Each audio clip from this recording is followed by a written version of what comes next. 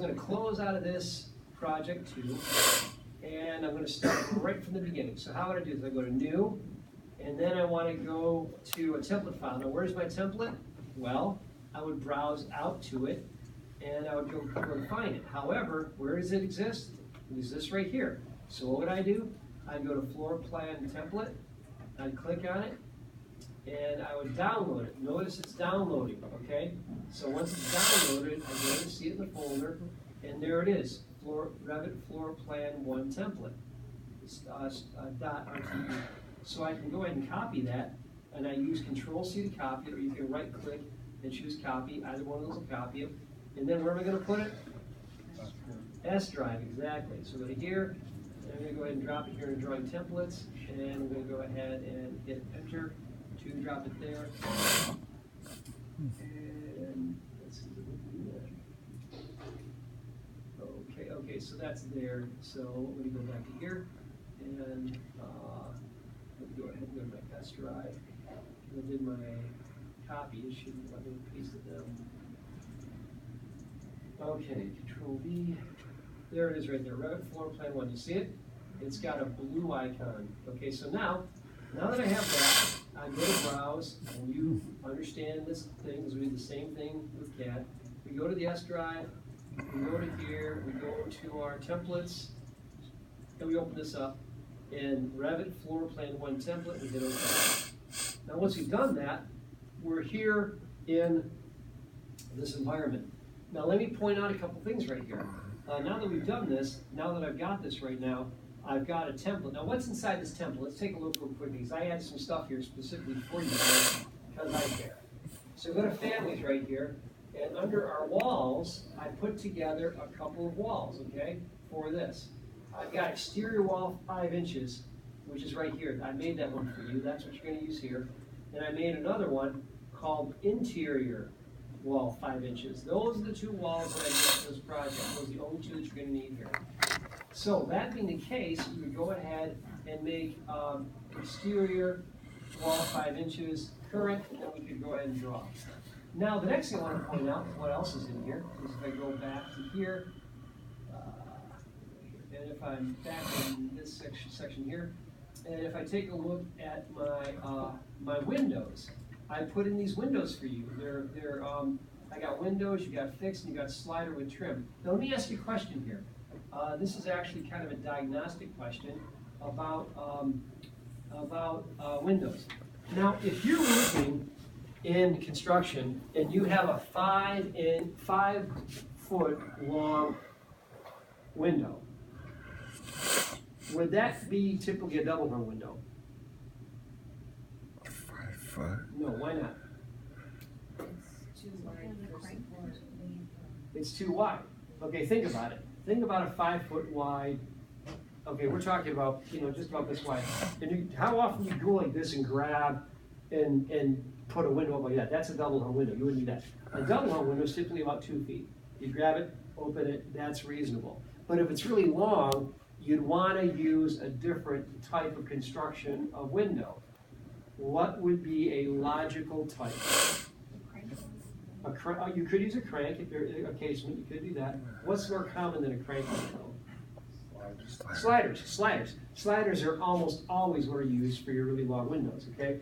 Remember when you were in school and it was hot? It was a messed up day, in like June, early June, and you didn't want to be there, and the sliding window would be open. That's what I grew up with. I don't know what you would. Anyway, and so the big sliding window. Typically, if it's over 3 feet, it's going to be a slider. Almost always, okay? So your sliding window is the least expensive and most often specified in residential technology. So in our drawing, we have 4 foot windows and 5 foot windows. They'll have to be sliders. So your sliding windows have been put in here. I put them in. Now let's take a look at them so we can identify them. They're very easy to identify because I put 48 inch by 36 inch slider window and 60 inch by 36 inch slider window. So if I go to this one and take a look at it, if I were to go, this right here, let's see here. So I got this. All right, there it is. Okay, so if I wanted to change it, here's the type right now. And you're going to notice what I did right here is I called it 48 inches by 36 inch slider window. Notice that 48 inches is one of the dimensions, 36 inches the other. 48 inches is the width, 4 feet. So width comes first, height comes after, okay? 3 feet is your height.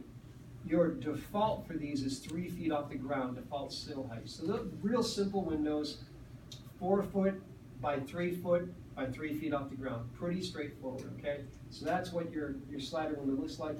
You got another one here, and this is 60 inches by 30 inches. So those are all set. You don't have to do anything for those. I was not quite so generous with your doors. Your doors are set up in this kind of a way. I'm going to go ahead and go to AutoCAD and open this up because I want you guys to see this here. When I go to AutoCAD here, I want to open up floor plan 1, which I think I'm going to have to go and find it. So I'm going to go to open it. And I want to go out to, let's see here. Yes, right. Nope, not there. Okay, and let's go ahead and find it out here and grab this content. You guys wanted to do all this, but I'm just doing it right now just to get this experience. Okay. All right, we'll just go ahead and grab floor plan 1 here.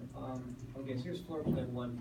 Okay, now as we talk about floor plan 1 right here, as we take a look at it, one of the things that we need to draw this right now was we had our different doors here, okay, different sizes, okay?